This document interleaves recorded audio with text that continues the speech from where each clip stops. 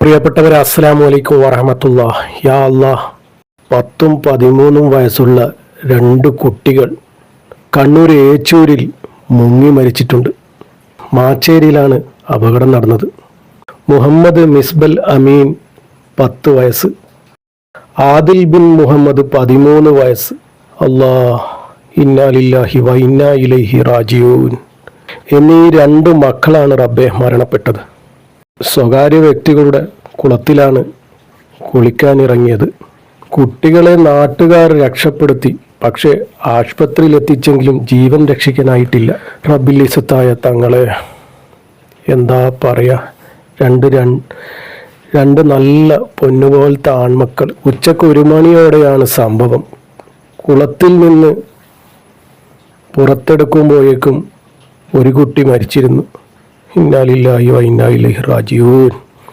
രണ്ടാമത്തെ ആൾ ആശുപത്രിയിൽ എത്തിച്ച ശേഷം മരണപ്പെട്ടു. ഒരു കുട്ടിയുടെ മൃതദേഹം കണ്ണൂർ ജില്ലാ ആശുപത്രിയിലും മറ്റൊരു കുട്ടിയുടെ മൃതദേഹം കണ്ണൂർ ധനലക്ഷ്മി ആശുപത്രിയിലുമാണ് ഉള്ളത്. പടച്ച റബ്ബേ, ആ മാതാപിതാക്കൾ ഇതെങ്ങനെ സഹിക്കും റബ്ബേ? നല്ലൊരു ആൺമക്കളാണ്. എന്താ ചെയ്യാ റബ്ബേ? ഈ 10ഉം 13ഉം വയസ്സുള്ള മക്കളൊക്കെ കുളത്തിൽ കുളിക്കാൻ പോകുമ്പോൾ മുതിർന്നവർ ശ്രദ്ധിക്കേണ്ടേ? ബുദ്ധി വെക്കാത്ത മക്കളാണ് റബ്ബേ. ആ മക്കളുടെ കബറിടം നീ വിശാലമാക്കി കൊടുക്കണേ റബ്ബേ. ആഖിറം നീ വെളിച്ചമാക്കി കൊടുക്കണേ റബ്ബേ. ഹബീബായ തങ്ങളുടെ അടുത്തേക്ക് തന്നെ ഇവരെ എത്തിക്കണേ റബ്ബേ. ആ മാതാപിതാക്കൾക്ക് ക്ഷമയും സമാധാനവും നീ നൽകണേ റബ്ബേ. ബന്ധുമിത്രാദികൾക്ക് ക്ഷമ നൽകണേ റബ്ബേ.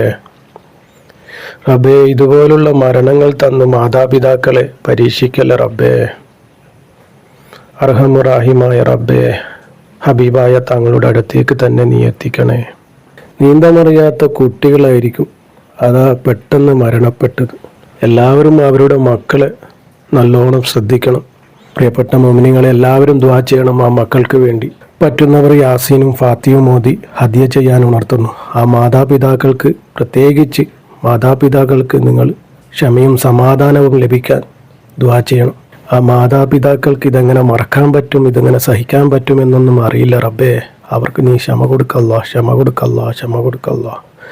ആമീൻ ആമീൻ യാ റബ്ബൽ ആലമീൻ. അസ്സലാമു അലൈക്കും.